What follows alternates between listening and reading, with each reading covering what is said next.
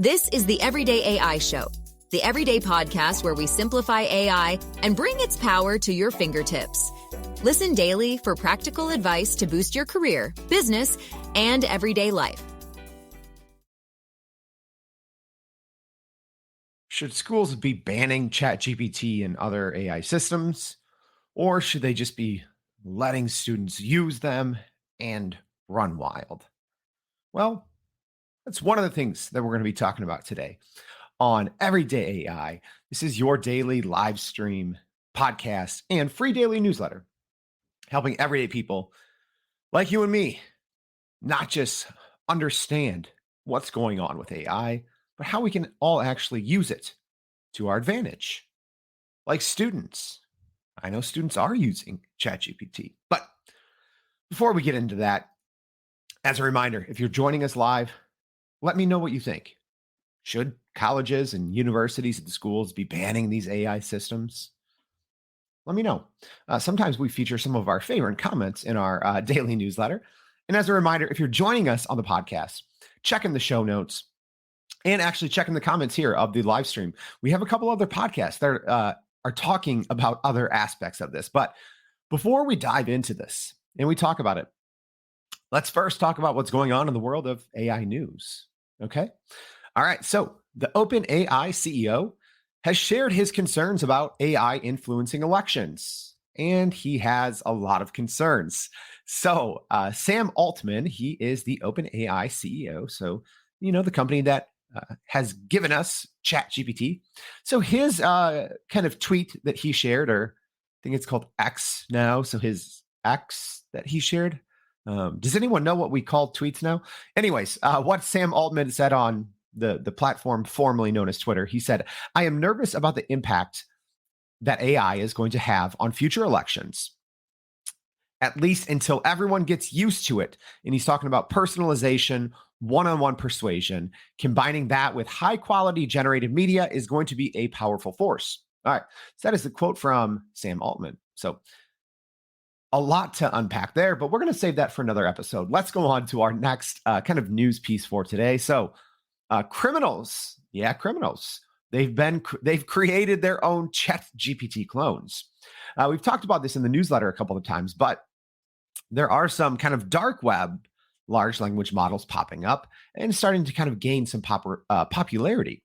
So a new Wired report looks at some of these underground large language models. Some of the more, popular ones are Worm GPT and Fraud GPT.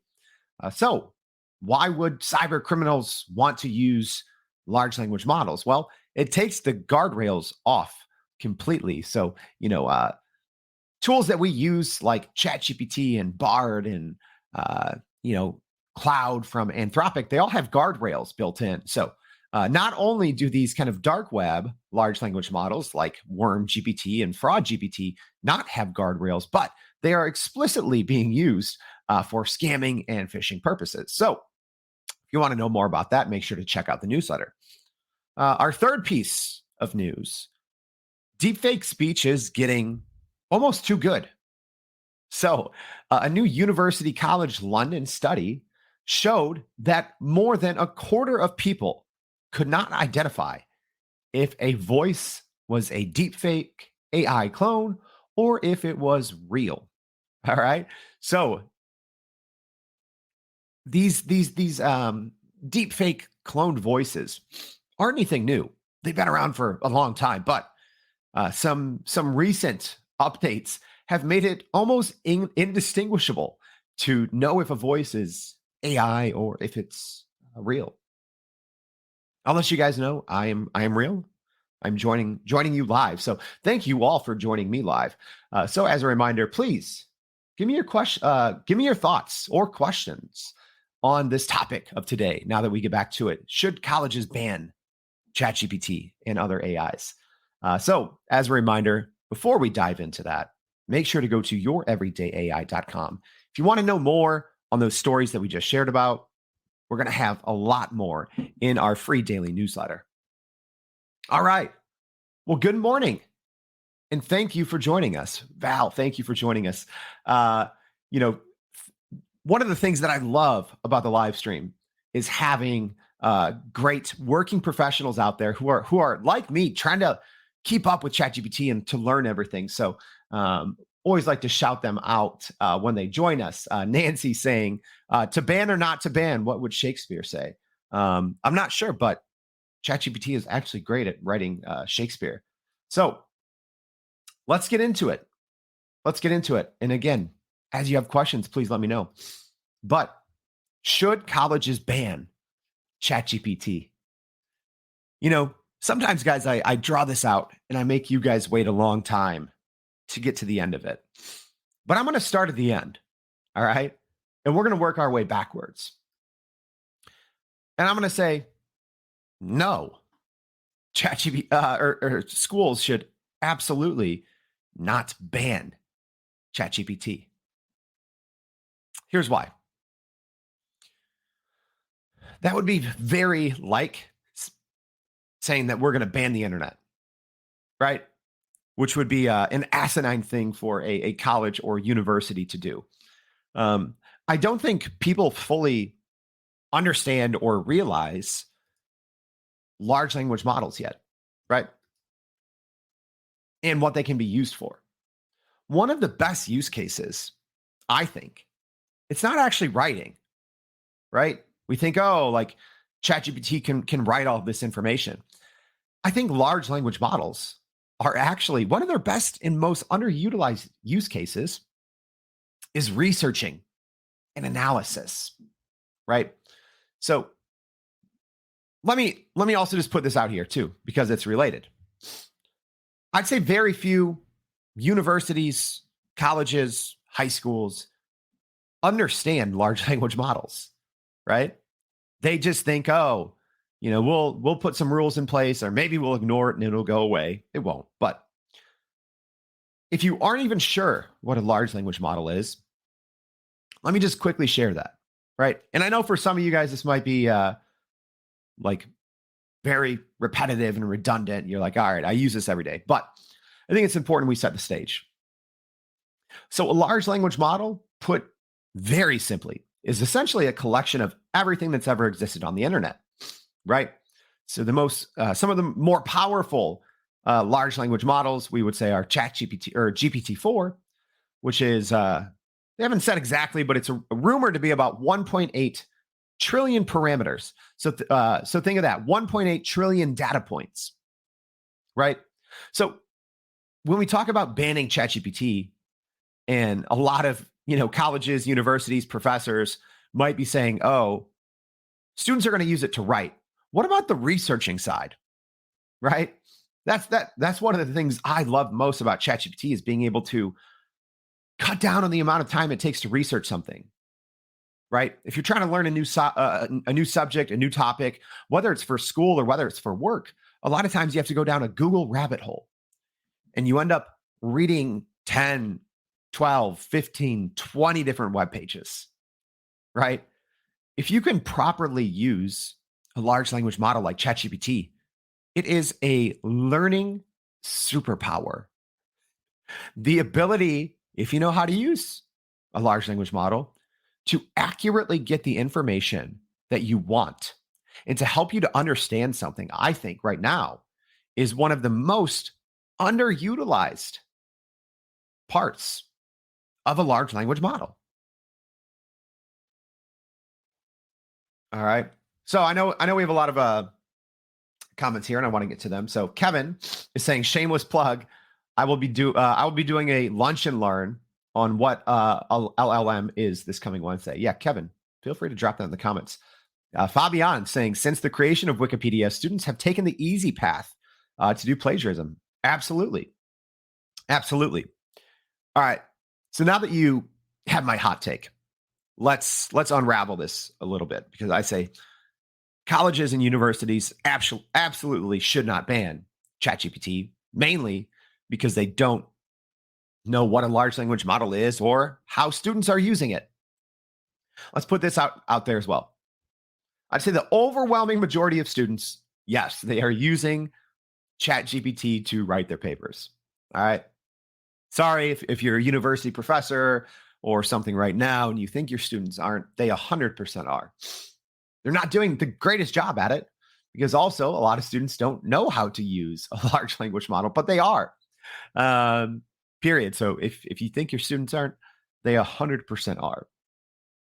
We actually have some great that I left in the comments here if you're watching the live stream, and we're going to have it in the show notes as well. But there's a great tip from one of our former guests, Kelsey Behringer from I think that was episode 55, just on how to properly leverage AI in the classroom. She had a great tip on what professors or teachers can do to kind of combat that. So make sure to go back and give that a listen. So let's talk about a couple things. I'm going to share some things on the screen here, but don't worry if you're listening on the podcast. I'm going to walk you through it, talk you through it. Okay. A couple big questions that we have to talk about, because here's why. Students are going back to school, right? Here in the US, some colleges are actually starting, this Monday or maybe next Monday, but most colleges and universities, high schools are going to be going back to school within a week or so. So a couple questions. Is Chat GPT and other large language models, are they even good enough, right? Absolutely. Absolutely. So we shared about this in a previous daily newsletter, but a student at Harvard, she was, I think, pretty forthright about it, told her teachers as much, kind of like a little experiment, but ChatGPT wrote all her papers, this Harvard student. So you might think, for maybe a high school paper, sure, but not hard college, right? Or a challenging university. It could never work. Absolutely it did. So a Harvard student used ChatGPT for all of her papers, got a 3.3 GPA, right? Pretty amazing. So the next thing that's important to know is AI content detectors. All right. So this has been a new thing because this is kind of like semester 4, I guess, since ChatGPT was rolled out in November of 2022. So this is technically the 4th semester where ChatGPT has been available for students. So a lot of people think, well, hey, there's content detectors, AI plagiarism detectors, and it's going to show if students are using ChatGPT, right? And there's a pretty famous story that came out a couple months ago where a professor flunked all of his students after ChatGPT falsely claimed they wrote their papers, right? So this professor, unfortunately, didn't fully understand how large language models worked and flunked a bunch of their students, saying, "Hey, you use ChatGPT."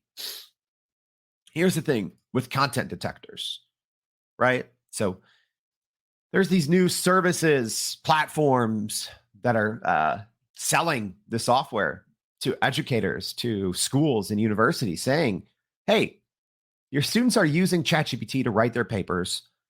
Buy our software, use our software, and it's going to tell you if students are using ChatGPT or not." Here's what people aren't saying. Those detectors don't work. They are I'm not going to say garbage, but they are pretty much useless. Okay. Here's another kind of study or article to look at when it was looking at the effectiveness of these AI detectors. So this study revealed that they only had an accuracy of detecting AI generated text 28% of the time, right? So what's that mean? That means flipping a quarter would be entirely more accurate at determining, blindly closing your eyes and saying yes or no is more accurate than these AI detectors, these AI content detectors, right? They don't work. They don't work. All right. So let's do a quick recap. Do I think schools should ban ChatGPT? Absolutely not. Is ChatGPT good enough to write papers at a high level? Yes. Have schools and universities try to ban it? Yes. Are they successful in policing ChatGPT usage in large language models? Absolutely not. Because these AI content detectors, OpenAI actually publicly shut theirs down 2 weeks ago because they said it wasn't accurate, right? So, what can colleges, universities do, right? Yes, like Celeste just said here in the comments, OpenAI just discontinued its AI detection program. Yeah, because they said it wasn't a viable technology. So, what should colleges and universities do? What do you all think? Drop me a comment, let me know as I unpack this just a little bit more. What do you think they should do? If you're listening on the podcast, again, check the show notes. There's a way to email us, add me on LinkedIn, all of those things. And I want to hear from you. What do you think schools and universities should be doing? I have some thoughts here as we wrap up the show. They should be encouraging the use of ChatGPT and other large language models and other AI models as well, right? Because we haven't even talked about things like Midjourney for AI art or Runway for AI video, right? But I think colleges and universities should be encouraging these things. I think they should be teaching large language models and other AI systems. They should. Yeah, some great comments. Brian just says teach it. Simple as that. Right? I agree. Maybrit saying, I think they should combine AI with traditional learning. No reason to ban or ignore it, in her personal opinion. If I was a university professor, I would be requiring my students to use ChatGPT or other AI models every single day. To discourage the use of AI in the classroom is like discouraging students to use the internet to learn and find more, right? Because we also think we want to be preparing students for what it's like in the real world, right? Once you enter the workforce, once you get your real job. Because guess what, y'all? In real life, in the workforce, in real jobs, the companies that are moving the most ahead, the companies that are making the biggest splashes, the companies that are the most profitable, for the most part, are those companies that are already using large language models, that are already using different AI systems, to research and to create, to ideate, to analyze their competitors. So if what's working in the workforce is using and adapting to AI technology in general, why would we discourage that in the university or in classroom settings? We should be encouraging it, because if we're not encouraging it, we are doing students a disservice to try to ban it or to try to use these AI content detectors that aren't accurate, right? We even did our own internal testing a couple months ago. We had about a 0% accuracy, because it's very easy to get false positives or false negatives on these AI content detection systems. But if we're not preparing students for what it's like in the real world, we are doing them a disservice. So our hot take here at Everyday AI is this: students should be using ChatGPT. Universities should be encouraging it and actually working it into the curriculum. I agree with another comment here that Nancy Hall just said. She said, fighting against it causes more problems than it solves. Absolutely. Absolutely. All right, so let me know. Let me know what you think. I hope this was a fun conversation. I hope it was also a little enlightening, because I think there's so much I think there's so much gray area when it comes to large language models and AI in academia. It's one of those things that I think schools and universities are just trying to hope it goes away, or they think it's maybe a fad, right? Or they think that maybe ChatGPT is a phase in our journey. But it's not, right? Large language models are here to stay. They are the future of the internet. Look at what Microsoft and Google are doing for traditional search. They're phasing traditional search out with a more hybrid search that is like talking to a large language model. It is a skill, right? Prompting is a skill. Knowing when and how to use different large language models, it's a skill. And it is a highly sought after skill right now in the workforce, right? Even just prompting, right? Prompt engineering, right? Which is a funny job title. But anyways, it's one of the fastest growing fields, if you will, is prompt engineering, right? So if we are trying to ban or to prohibit learning these new AI systems, large language models, we are taking away students' abilities to get a job in the real world, because that's what companies want. That's what I want, right? Like if someone was applying for a job, the first thing I would ask them is, how are you using AI, right? And if a student said, oh, well, it was banned, so I didn't use it, or, oh, I just, use it to write my papers, right? We should be teaching students the ins and outs of every important AI platform and system that makes companies go. All right. Thank you for joining us. I hope that you enjoyed this topic on if schools should ban ChatGPT. So as a reminder, please go to youreverydayai.com. Sign up for our free daily newsletter.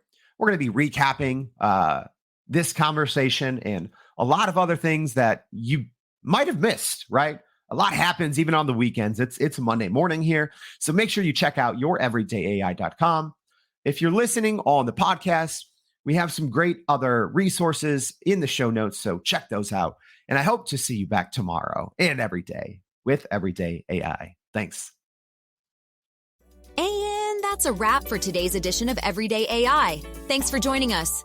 If you enjoyed this episode, please subscribe and leave us a rating. It helps keep us going. For a little more AI magic, visit youreverydayai.com and sign up to our daily newsletter so you don't get left behind. Go break some barriers, and we'll see you next time.